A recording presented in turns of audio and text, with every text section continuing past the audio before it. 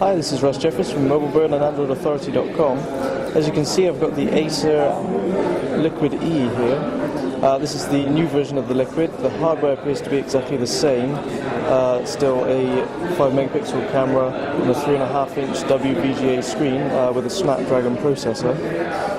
So still a pretty funky device. This time around we've just got Android 2.1 Eclair, so that's the new E part of the device. So it appears that Acer have highly modified the UI here.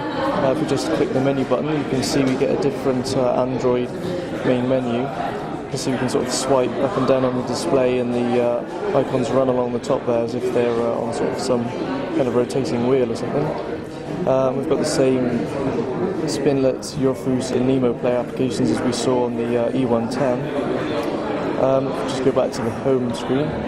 You can see we can switch between various different screens where we've got different buttons here to turn on things like Bluetooth and Wi-Fi and the GPS.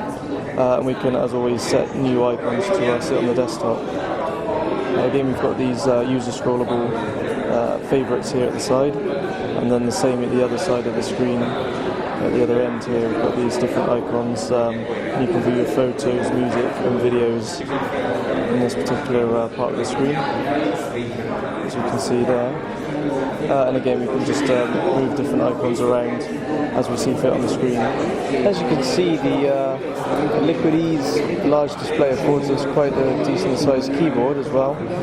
Just pop into it here, you can see we get a nice QWERTY keyboard. And we can flip that around then onto the side and get this larger landscape keyboard as well, just to make it easier to type.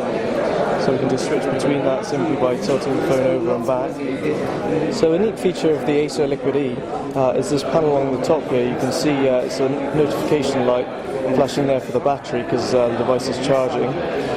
But there's also a few more lights next to that which aren't illuminated right now for missed messages and missed calls, so you can always keep track on any incoming events that might have occurred.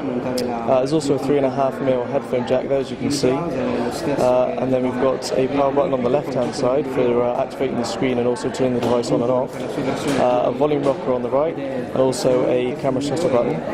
On the bottom we've just got a mini USB port, not a micro USB unfortunately, but that's used for data and charging, and there's just a small microphone pinhole down there as well. And then on the rear we've got the autofocus 5 megapixel camera and a loudspeaker grill there. The bottom half of the cover here just slides off to give access to the battery. So that's all from me. This is Russ Jeffers from MobileBird.com and AndroidAuthority.com, and this is the Acer Liquid E.